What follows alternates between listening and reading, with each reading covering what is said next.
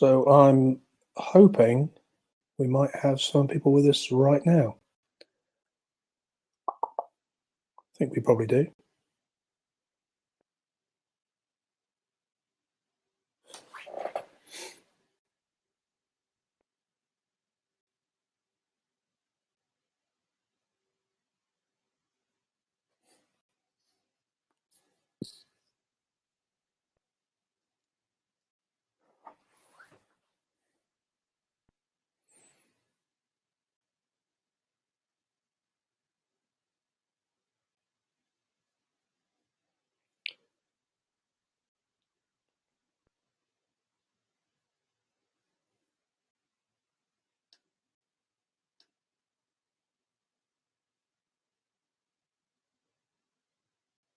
So I can see some people there. Hello, I think we're starting in a couple of minutes, if that's all good with everybody. Webinar on how to launch a conference in your organization, your business. Just trying to get that. It's probably about right. There we go. Gonna put some slides up as well in a moment. In fact, let's see if we can do that very quickly.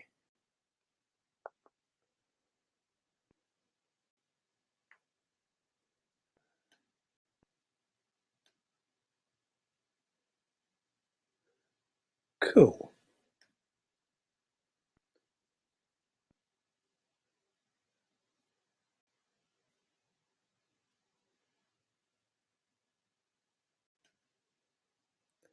So let's just see if we can make this work wonderfully well. Excuse me.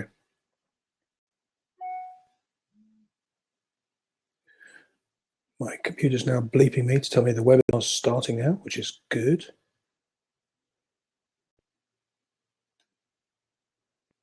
Okay.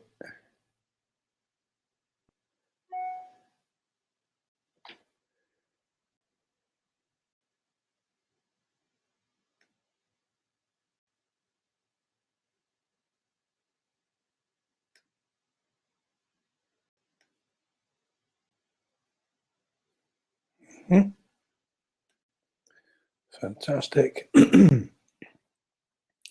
So just give it 2 more seconds, or shall we kick off at 1 o'clock?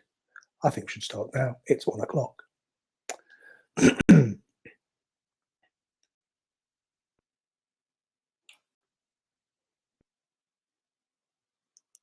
So I'm working on the basis that you can hear me, you can see me.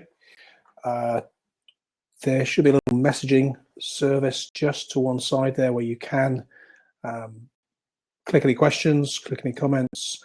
I'm going to have to ask you really politely to understand this is the first time I've used this particular webinar system. So I'm hoping we've got a good working system here. At the moment, as far as I can see, we're working. Please just wave, shout, scream, wave your hat at me, whatever. If you can't quite hear or can't quite see, I can see on the right of my picture there's a little speech bubble section here, and little speech bubble thing there with a message bar there with sends. So I'm going to whiz on with this. As I say, this is a brand new webinar program that I'm using. So if everything doesn't work as well as we might, I'm going to say, do apologize for that, but let's see the best we can do. So one of the things I've noticed, I've been involved in delivering and working and supporting and speaking at conferences now for, I think my first one's in 1997. So I was trying to work out how many conferences that might be. And that ranges from really small events, maybe 30, 40 people, up to, I think the largest I've ever spoken at is 1,000 people. So really big numbers. I don't know if this is 100, 200, maybe more conferences that I've been involved with. And I was just thinking the other day, it seems to me there's a huge number of regular mistakes, problems, difficulties that people have when they are running a conference. I'm just mindful of messages coming in, by the way, so that's fine. So it seems to me there's a huge number of regular problems and mistakes that people have with conferences, and I was chatting to somebody about this, and as I was talking them through, I thought, actually, I've seen this happen so often. Maybe it would be of use to some people as a webinar. Maybe there's some help I can offer. So what I've got for you today, I've got some ideas about why we do conferences in the first case. And if you've never really thought, why do we run a conference, an annual conference, an organizational wide conference, it's probably a really good question to ask yourself. So we'll have a bit of a look at that. We'll have a look at the costs and the true costs of running a conference. I've got two absolutely real case studies for you. And these case studies, I think, demonstrate some really bad practice, very common practice, by the way, all done with the best intention, but absolutely poor outcomes. And the other case study, I think, demonstrated some really good practice. By the way, I've also got a little bit of a croaky cough, colds, wheezy voice, whatever else. So sorry about that. There's very little I can do about it. I'm just going to do the very best I can. So let's crack on. Whenever I'm involved in a session with a conference, with planning something, one of the questions I always ask is, so why is it that we're actually doing this? What is it you want to get as a result of running this conference? Because any way you cut it, a conference is going to be expensive. It's a lot of people. It's a lot going on. There's a lot to organize. It takes a huge amount of time. And these are some of the reasons that often come up. We want to celebrate something that's happened, plan what's coming up, want to recognize achievement, launch products. These are all things that people give us reasons to why they're having conferences. And really what it might all boil down to is we want some good communication. We want to be able to, in the nicest possible way, we want to touch our colleagues. We want to find some ways to communicate ideas with them. We want to find some ways to communicate new ideas, to get their input. All these sorts of things come about. But what's on the screen there isn't really the whole story. Because of the, I don't know, let's pick a number. Of the 200 conferences I've been involved with over the last 20 years, there's one reason beyond everything that comes up when I say, why in this conference? What is it you're trying to get out of this? And it's this last one. So quite often when I say, why do you do this? We've always done it. So often I'm speaking with somebody and they're the person who's been given the task of organising the annual conference. And I say, well, what is it you're doing this for? What do you want to get out of it? Well, we've always done it, so we've got to do one this year. And I kind of get that. And I figured if you're in that position, maybe we could look at some ammunition to try and help you establish whether this is a sensible idea or not. Because when you start to look at conferences, there is inevitably going to be a massive, massive cost. So what are some of the obvious things? Well, the venue, the AV, the logistical support, these are all things that you're going to have to pay for. If they have to be there overnight, they need to be fed. All these sorts of costs come into play. But I think if you budget for those alone, you miss the true picture, because I think the true picture is rather more serious. The one big cost, of course, is that you got a room full of your team, your colleagues, your business, not doing whatever it is they normally get paid to do. Now, I genuinely think if you are the person who has to put the conference together, or you're the person who oversees the person that puts the conference together, or maybe you have whatever interest you have in a conference, and I assume that's you because you've decided to come to this webinar, thank you for that, then it's a good idea to start to think, what's the real cost of this going to be? How does this really actually impact our business? So one of the things I'm really keen on with Blue Beetle, with our training business, is I want to establish a return on investment. If I deliver a training program that costs £10,000 and it trains leadership, to me, the business that invests £10,000 ought to see a return on that. So let's pick a figure, 125%. They ought to get £12,500 worth of benefit out of that £10,000 training. Now, if we can accept that as an idea, my suggestion might be we need to apply a similar line of thought to why do we do a conference. Excuse me, because a conference with 100, 200, 500, I said earlier, 1,000 of your staff not being productive doing whatever it is they get paid for is huge. That's such a big cost.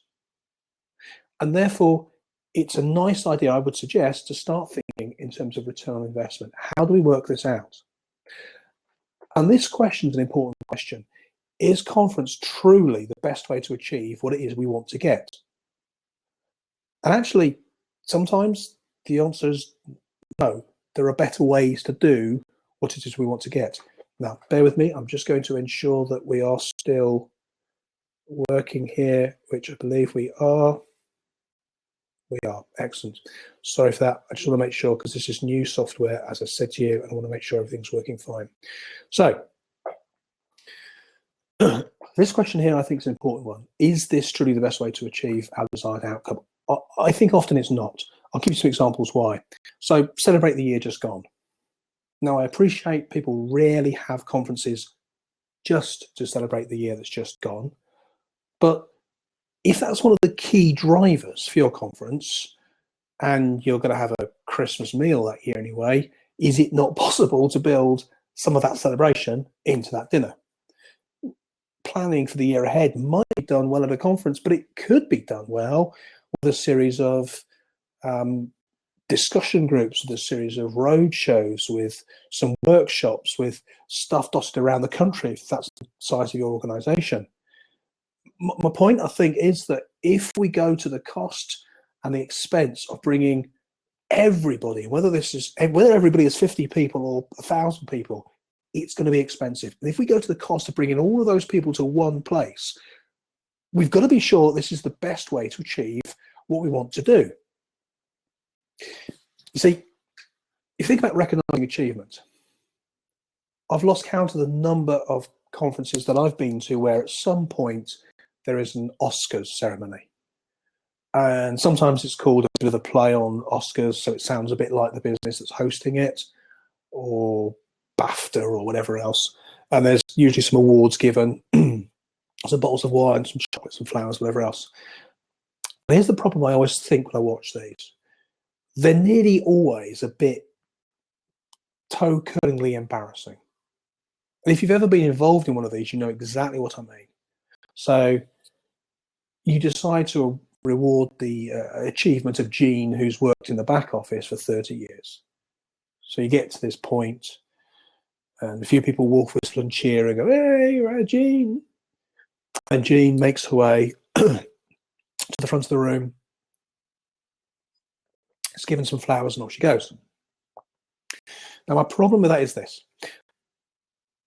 I love sitting on stage talking to some 100 people.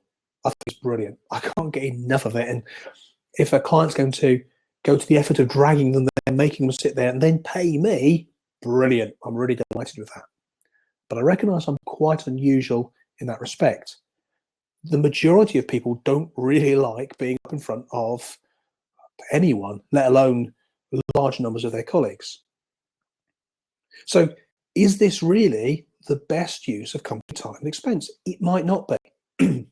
Now, by the way, in any of these examples, if it really sorry, it absolutely might be the best way to spend money, but it might not. So all of these examples, launching a new product, helping product knowledge, all of these might be better as a roadshow. You get the relevant specialists, you put something together, you make it roll, you get round, you see everybody. It's more intimate, it's more informative, it's more useful. There are all sorts of ways that we can do this. And if we're thinking about return on investment on a conference, well, we've always had a conference at this time of year, it just doesn't cut it anymore. And for me, there's a real decider. It's this. If you add up all the costs, right, versus all the benefits. Now, clearly, we want to see costs versus benefits. And how do you look at all the costs? Well, yes, there's things like AV, the venue, the site, all the obvious costs like that. But there's also the costs of your staff. As we said, that's the big one. So you have to make a back of the envelope estimate as to what that might be. It doesn't really matter how accurate you are, but my suggestion is if you've got 100 staff at this event, you have some notional idea of what they get paid per day. So add that up, times by 100, add it on to everything else. There's your cost. It's not 100% accurate, but it's accurate enough. And then compare it to what you're hoping to achieve from this. Do you want them to know more stuff about the product, the service? Do you want to tell them a difficult message? Do you want to reward them, make them feel good, make them feel motivated? Now, you might find it difficult to put a value on that. And if so, you might conclude that this isn't a good thing to do in terms of conference. The reason this is useful is that when you're talking to your SMT, and I appreciate sometimes we have to work with SMTs and they tell us that we're going to do this and that's it. But this is quite a convincing argument. Either that the £10,000 you've been given for a budget isn't enough because you're hoping to achieve £100,000 worth of result, or it works the other way around. When somebody's actually sat down and explained, the direct cost of this is £50,000. The cost of 500 people's salary doing this for the day is whatever it is at your organization. When somebody is shown that and said, right now, really? Do you, Mr. Finance Director, Mr. MD, do you, Ms. Marketing Woman, HR Specialist, whoever you are that's asking me for this conference, do you still really think that these benefits are worth this cost? It's a really good, strong argument. It helps whichever side of things you are. I've got two case studies to show you exactly what I mean here. Just before I do this, I'm just going to check, make sure we're still doing all fine here, which I think we are. Good. Are there any questions? No, there aren't yet. Good. Okay, I'll come back to those in a moment. So, case study one. So this really happened some years ago. It was in the southeast of England, and what you see there was pretty much the initial cost. So overnight accommodation and breakfast, evening meal, and a stand-up comedian, we were informed. 100 salespeople for a full day, and a free bar till 2 a.m. So here's what happens. We arrived around about 6 o'clock at night at the hotel. My already slightly entertained client informs me that all the staff are through there. They've got a comedian on the way. They've got a free bar till 2 a.m. This is where it's going. Now you can imagine 100 salespeople, and you think back to some of the outcomes you might want to get from your conference. 100 salespeople, probably motivated, excited, upskilled, thanked, rewarded, planned for. This could really impact the bottom line. So the day itself consisted, after this free bar till 2 a.m., and I'm reliably informed many didn't get to bed till gone 4 through filched whiskey. But the day started the following day, same day, at 8:30. So some of the attendees had about 4 hours sleep. So this product launch was part of the day, a state of the nation delivered by the CEO. We were involved in this one, so we did a case study. If you're familiar with our work, you'll know that that is often very engaging, uses a lot of humour, gets a lot of the audience talking, shouting, putting ideas forward. And finally, there was some in-depth sales training. So this was case study 1. I'm going to show you case study 2, and then we'll compare the two, and you'll see, I'm hoping, some of the points that I might be making here. Case study 2. Now, slightly different scale, but they chose not to spend in some places that the first study did. So this was 1,000 debt recovery agents, very large business, working in the energy sector. No overnights because they were just down the road from this.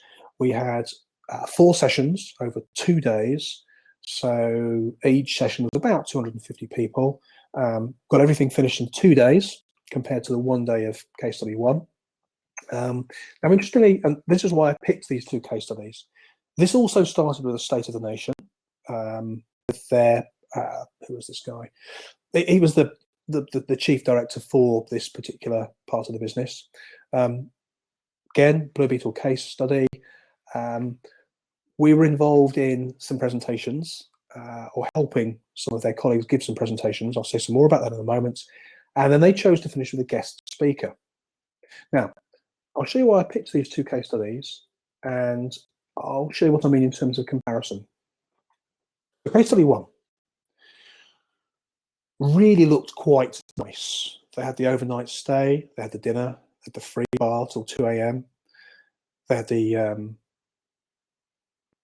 they had pretty much everything all laid on for them.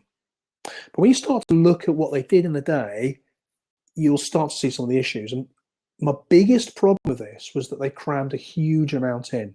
So the product launch was actually delivered at 8:30 a.m. And it was delivered, bearing in mind there'd been a free bar till 2 a.m. that same morning. It was delivered to a room that was largely, at best, muted, and at worst, about half an hour late. It was delivered to people who didn't care, who were tired, who were hungover. Some were still a bit raucous. It was delivered to one poor soul who 15 minutes in had to do the walk of shame to get out of the room to get to the toilet because he was suffering the ill effects. That product launch, if we think in terms of new understanding of content work for salespeople, this should have been fascinating, important information. But because the night before they'd been celebrating the year ahead, this was now spilling over into what you need to do for new information, followed up by State of the Nation. Now, State of the Nation, this is a chance for the most senior person in the team and the business. In this case, it was as a company owner to stand up and go, this is where we've been, this is what we're doing, isn't this great? Now, I'm not exaggerating when I tell you that this speaker was up there, or should I say down there, with my 3 all-time worst speakers I've ever seen. Now, it doesn't matter why he was so bad. Suffice to say, he had one tone, which was about like this. He had 2 volumes on or off. He had no personal charm. He didn't know any of his words. He did that thing where his mouth was so dry, clicking every time he spoke. People were chewing their knuckles 30 seconds in. It went on for about half an hour. Then you had the Blue Beetle case study. Now, if you've ever seen us work, you'll know that we're lively, energizing, quite interactive. There's a lot going on, quite humorous. So this was quite a positive thing, but it was also completely out of sync with what they had just seen and those who remembered it, what happened at the product launch. And by this point, we were getting to around about 2, 3 o'clock in the afternoon. There were various other bits and pieces. I'm giving you the headlines. About 2 or 3 o'clock in the afternoon on a Friday in the southeast of England, where half the room is really hungover. And then our client, who I will call Alan for the purposes of this, launched his in-depth sales training. It was really in-depth. It was every last detail. Now, it was fascinating. And I've got to say, if you're in the sales business, it should have been very, very useful. But there was so much stuff going on, it was really difficult to know what to concentrate on. Let's compare this with case study 2, 1,000 debt recovery agents. Now, they also started with the State of the Nation. But the difference between these 2 is this. In case study 1, Alan frequently asked my opinion, then completely ignored it because I was the hired help and did what he wanted to do. In case study 2, we'll call this Sue. Sue also asked my opinion and then worked on it. So with case study 2, we started with quite a complicated day, but we started stripping it down. We actually got it slightly shorter. We realized we could fit 2 into 1 day rather than over 4 days. That alone was a massive saving. And the State of the Nation was delivered by their senior person. We worked with him. We found out the kinds of things he was talking about. And the thing he was mainly talking about was 10% more. As debt recovery agents. So he wanted 10% more, make another phone call. He wanted ask one more time whether they can afford it. He wanted to get 10% of their customers off their debt programs and all back into the black. He wanted to get 10% less people going into debt. He wanted to get 10% more funds back. In other words, 10% is just a bit more. And that was the key to his message. Our individual case study built on what he said. And he was a really engaging opening speaker, by the way. So our case study built on what he said. We were able to start to pick it apart and use what he had said to find some humor, to find some problems, to find some points of discussion. In other words, we were able to build on the initial message. The individual presentations, we worked at Blue Beetle, we worked with 16 of their colleagues who were already using this 10% more methodology. And what they were asked to do was to talk about what is it you're already doing to gain 10% more. So we helped them so they weren't boring PowerPoint slides, nervous looking people, and made it lively and in line with everything else. But again, what this meant was there was a natural flow to this. So State of the Nation, this is what I want. The Blue Beetle case study, let's look at it practically. Individual presentations then was people that are your peers actually doing this already. In other words, it's becoming more practical. And finally, a guest speaker. And a guest speaker was somebody who I think was an ex-Olympian, and part of her message was it's the small incremental changes that make the big effect. In other words, 10% more. Excuse me. Now, if we compare these two, you can see absolutely what it is that I guess I'm talking about, I'm getting to here. Alan's view was this: we've got them all in the room for a day. Let's get as much done as we can. And by the way, we've worked with some of the biggest brands in the UK and some of the biggest brands in the world. Now, one of those brands, on one occasion, we were working with some of their production staff, and their production staff worked shifts, really long shifts, a few days on, a few days off. Now, our training sessions are typically 6 to 7 hours long. And straight away, my client said, could you train for the entire length of the shift, 10, 12 hours? That's what we could, but I don't think your colleagues would enjoy it very much. Yeah, but the thing is, we're paying them for this time. Now, I get we've got to think about how do we maximize the value, but from a training perspective, and the same in conferences, people get to a point where they've had enough. More ideas, more complexity, more difficulty. It's too much. I'm not in favor of dumbing down, but I am absolutely in favor of this. If we're going to spend time and money getting people together, let's get a measurable outcome from it. Let's see some improvement. And at the end of our slightly extended, I think we did a 8.5-hour training day with them. We'd got them to the point where they were all happy, and you could see they were ready to leave. My colleague said, or my client said, I'm just going to go in there and get some feedback from them. I said, well, we've already got feedback. Look, it's all written down here. Actionable things they're going to do. He said, yes, but if I do some feedback, I can keep them here for another half hour. Got them there, let's keep them there for a day. Now, by comparison, case study 2, that single message, 10% more.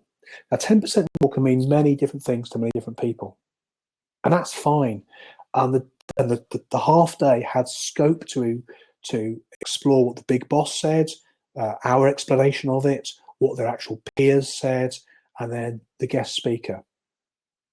And if you look at the close of the 2 days as well, you've got in-depth training versus something a bit more exciting, something a bit more lively, which is the guest speaker. Just going to check again that we are still all here, all still working well.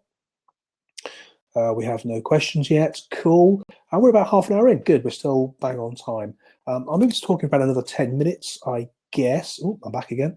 Talking about another 10 minutes, and then we'll take any questions that you may have. So, everything we've just been talking about, I absolutely believe is, why do you want this conference? What is the outcomes you want to get? What's the true cost of this? Balance the cost, the outcome. And then what's the best way to do it? What's the best way to do that is to make it as simple and stripped down as possible. I love 10% more. It's a really clear, simple message that everybody can get behind, everybody can understand, everybody knows what they need to do. And you can explain it from the big boss's perspective, from our perspective, from the peers' perspective. You got an activity, and several of them did, but it all comes back to this same idea. And if you compare this to a lot of conferences, they're trying to do too much in too little time. They're trying to fit too many things in. No, I love this quote. I hear this quite a lot in conferences.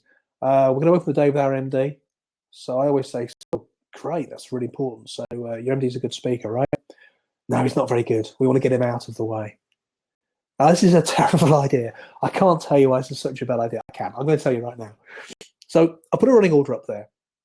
This running order is pretty good. And one of the things I said when I offered this webinar was I'll show you a better way to do a running order. And already, I'm hoping you have some ideas. So the first point is this. You need to strip out the bits you don't need.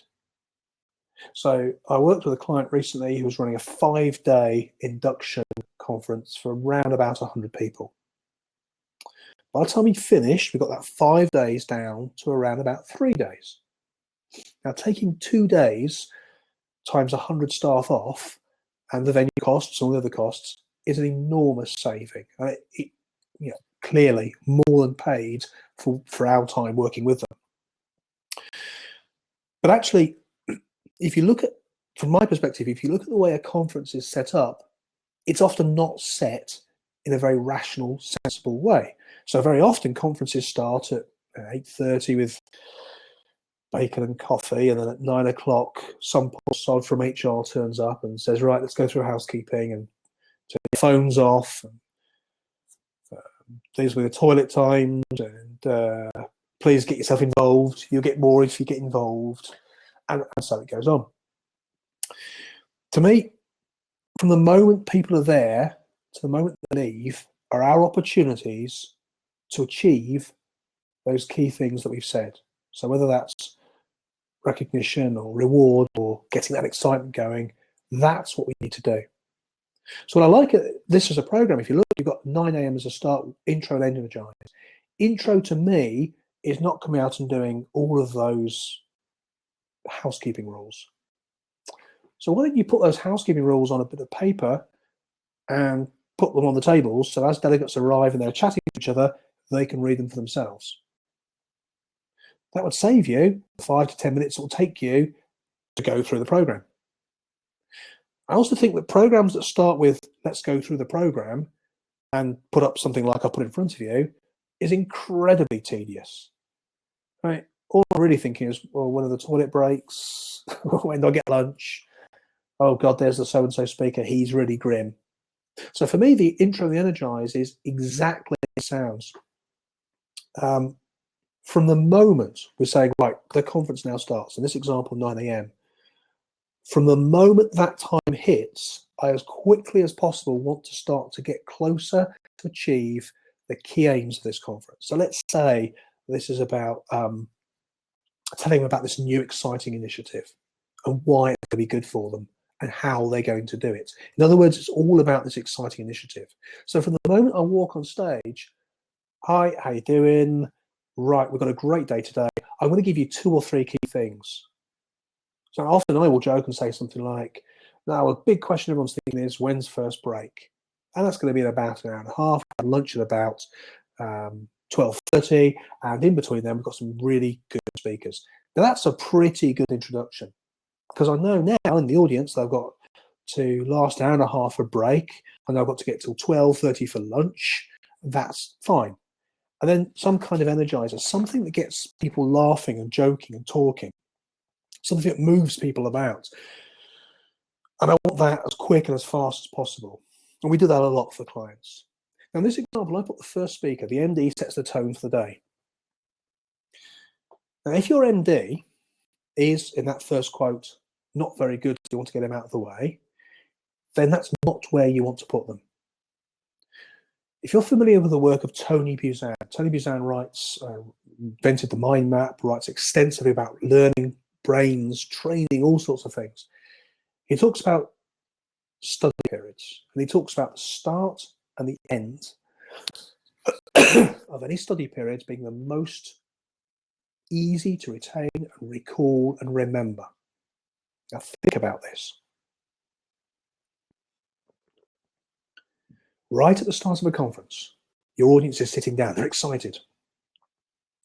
Now is the time to tell them something exciting, to get them hyped up, to get them, oh my goodness, this is great.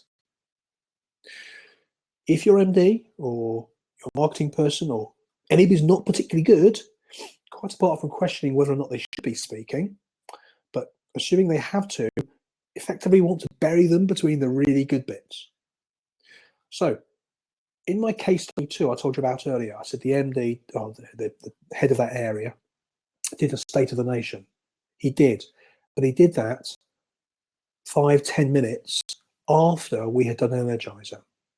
Now, he was a very good speaker anyway, but actually the audience had been warmed up for him. So when he started, they were ready to go. Now, even if let's take this example. If this speaker here, this first speaker, is not very good, let's put them after an Energizer. So we start the audience quite high, it comes back down again, but then we can bring it straight back up again with how we're using what the MD's just described. Now you'll notice after break, we have welcome back, very quick, very fast, we move straight on, we keep things going. But we've then buried, effectively, the financial director talking about the financial points of the new exciting thing. So we've buried him after launch of new exciting thing and before some actual benefits for you if you do this exciting thing. In other words, we've got the peaks and the troughs, the natural peaks and troughs of the day. Far too often people think, I'll do the boring stuff up front, get it out of the way. Now, if you do that, the audience will be fast asleep before you even get to the good stuff. If you do some really good stuff up front and then you put everything in the end, it becomes a long, tedious afternoon. Think about case study 1, where after that really badly planned day, my client Alan then did something like a 90-minute, 2-hour in-depth sales training program. Completely the wrong place to put it. Frankly, not very good on the conference either, but certainly the last 2 hours of the afternoon, not good. Compare that to case study 2, where they had a guest speaker. In other words, they could lift everybody off. So as they went out, they'd had the practical ideas, they knew what the boss wanted, they'd seen our version of it, they'd seen their peers talking about it, and they walked out there feeling, we can do this. Now, the running order here can be put together in 10 minutes, the back of a piece of paper, really quick and fast. I know that lots of people spend a huge amount of time trying to organise their conferences. There really is no need. We're just trying to find those peaks and troughs. And any of the not so good speakers, if we can't stop them from speaking, we want to bury them between good bits.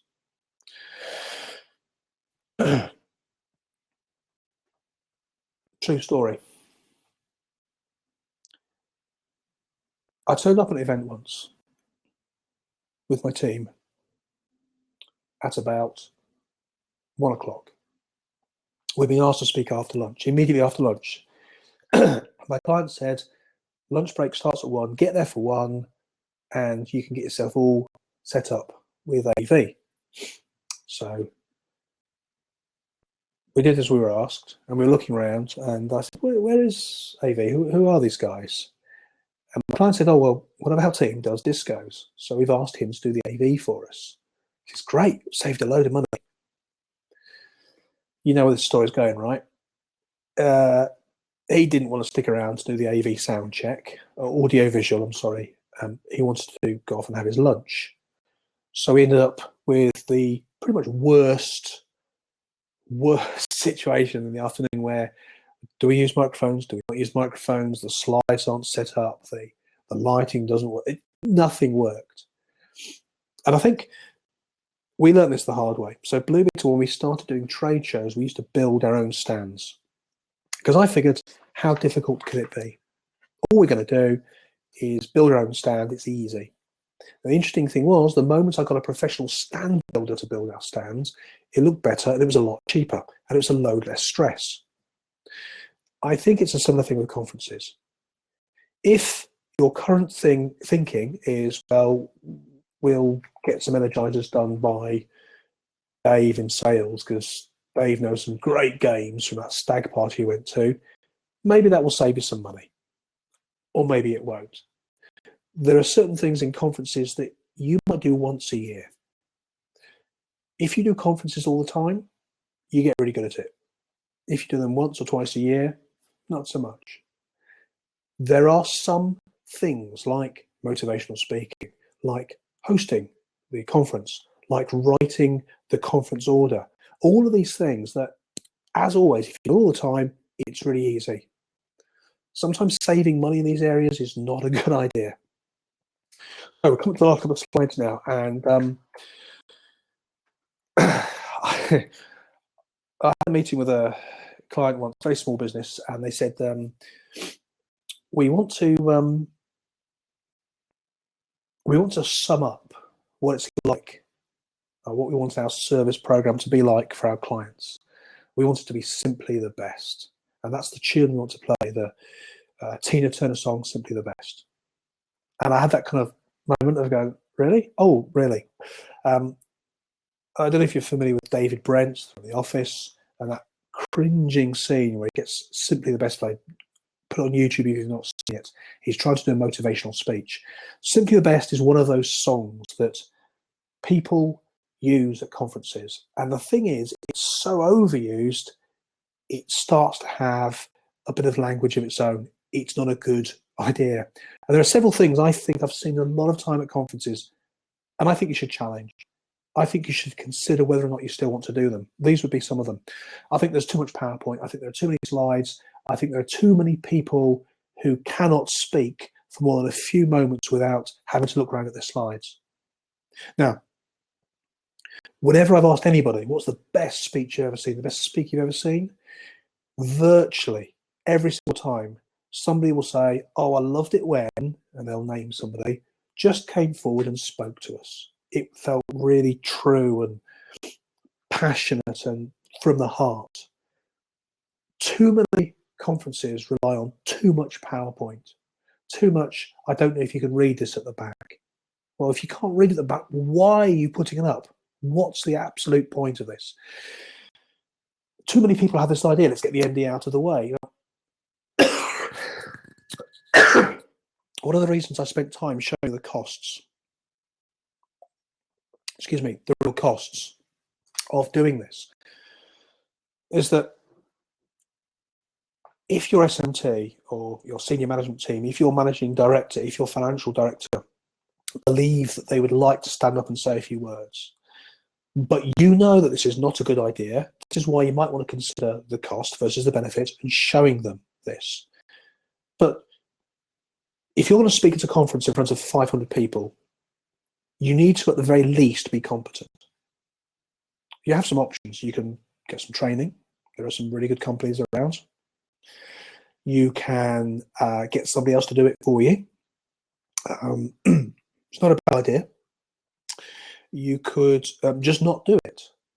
But my argument might be, if we're operating a conference, and aside from the political problems of trying to manage your senior staff, if we're operating a conference on we've somehow got to fit this person in and work around them, we're not going to get the best outcome we can.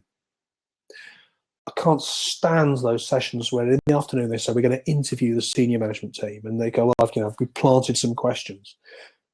Do you really believe that people don't know you've planted the questions?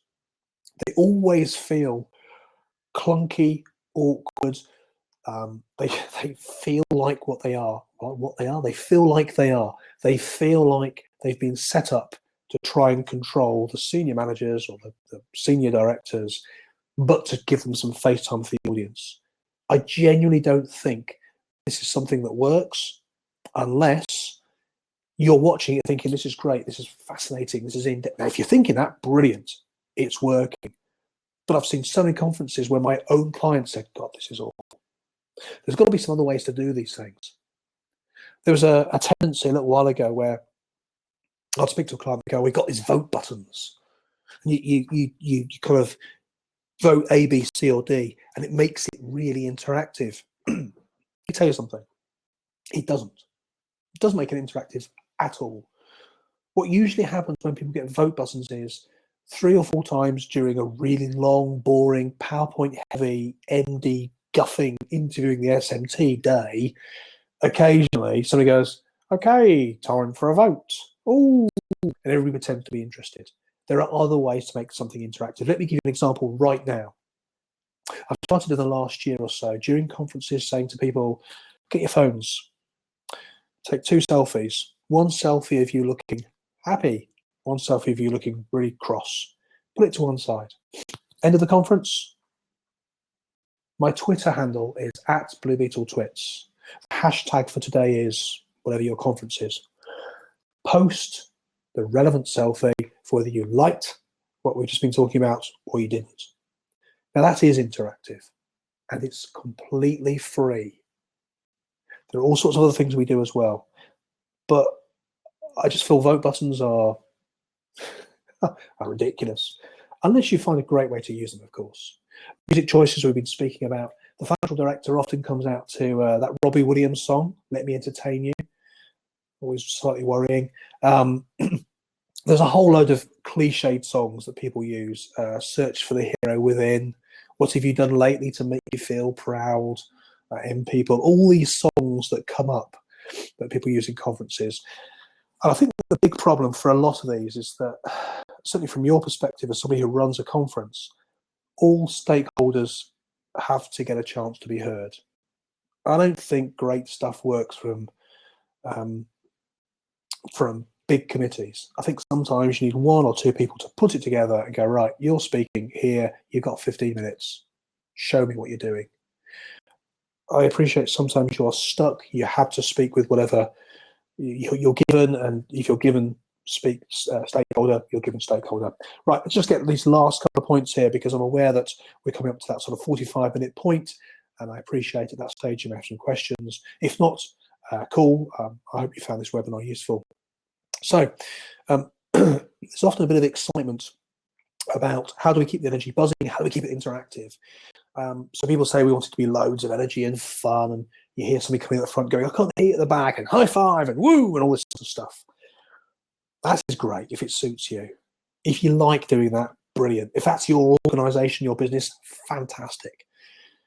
But I don't think most people do. I think most people need to understand that there are going to be some highs and lows. There's some different rhythms. Like I said earlier on, there's the big open, and then maybe you've got a slightly dull speaker, but it's important what they're saying, but they're not so good. So then you lift them up again, then you have something that they concentrate on, and that's okay. We've all got different learning styles. We've got different rhythms, and so does the day. People talk about lunchtime, the lunchtime lull. Welcome to the graveyard shift. Terrible thing to say to a room full of people, but there we go. These things are all fine. But actually what it's about is that plan I showed you earlier. So planning for that, allowing for that. Now, I think that's pretty much where we are. I think we're at 45 minutes. Damn, I'm good. I'm interested. What are your questions, comments, observations?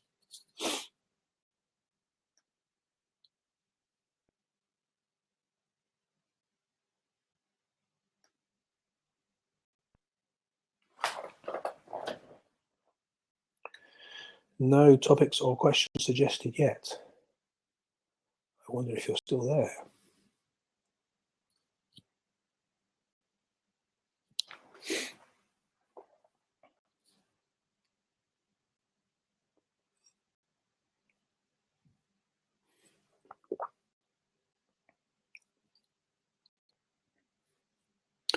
Okay, so I'll leave it another 30 seconds or so, and I'm guessing if there are no questions in those next 30 seconds,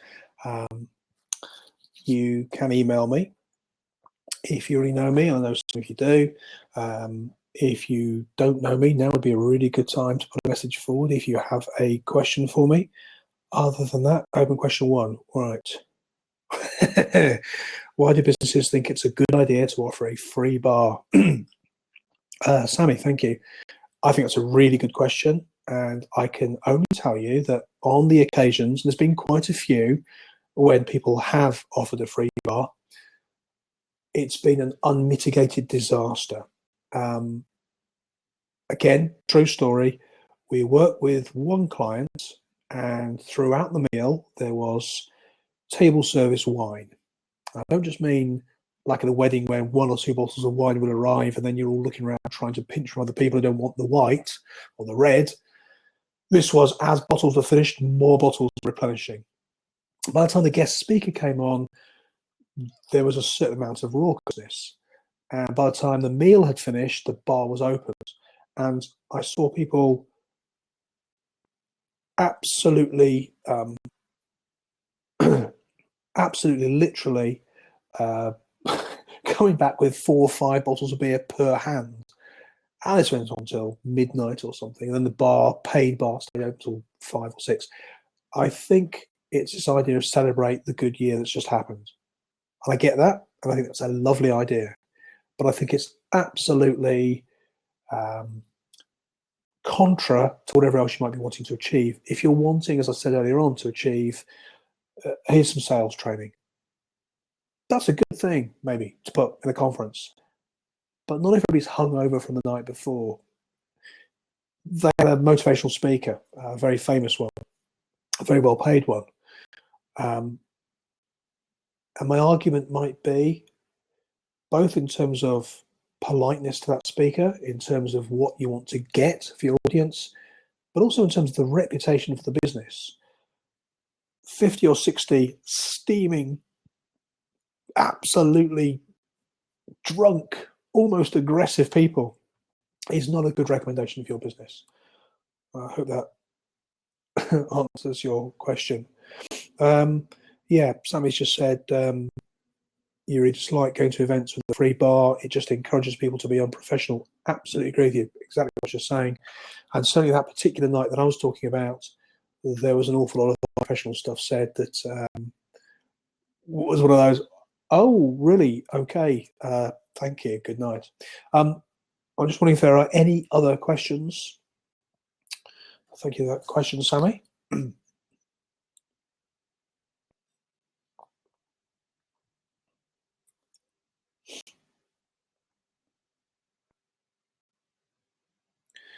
Okay, so Sammy, thank you still. You have endless discussions about the free bar concept. We now use drinks vouchers to limit the number of drinks so they can only be used in the 30-minute time. Yeah. And of course, as we all know, the vouchers become currency, and there's a black market for the vouchers. I no longer drink, but I know certainly I've been involved in any sort of black market shenanigans going on.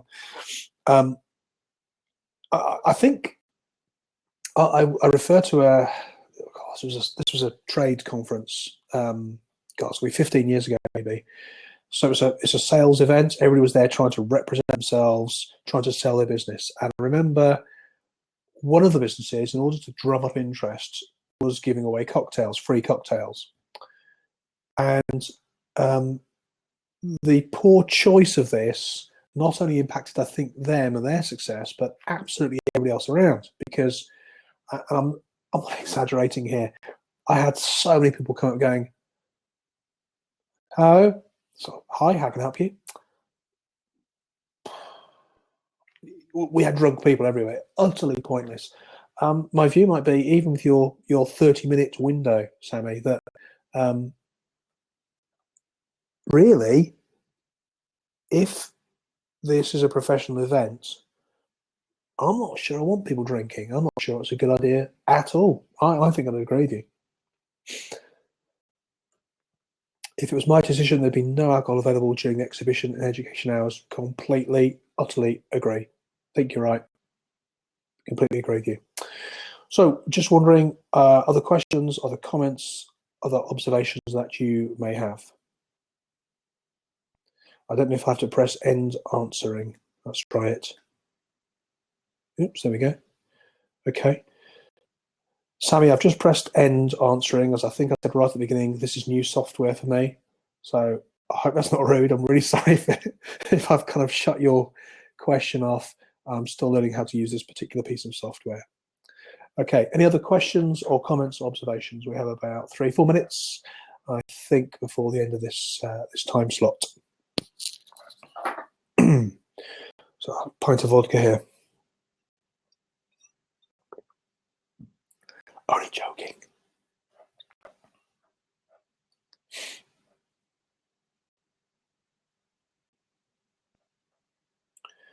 Okay, so I'm guessing there are no other questions.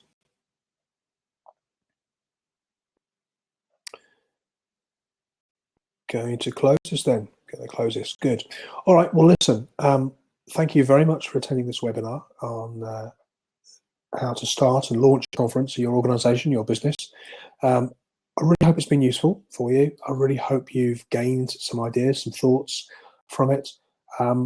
You can email me, Graham, Graham, Graham at bluebeetle.co.uk. Blue the colour, beetle, like it says above my head. Graham at bluebeetle.co.uk. I'd be delighted to hear from you, delighted to help you with anything I can. And meantime, thank you very much for attending this webinar. As I say, new piece of software, so still learning how it works and doesn't work. Much appreciated. Going to switch this off now. And thanks very much. Have a great afternoon. Cheers.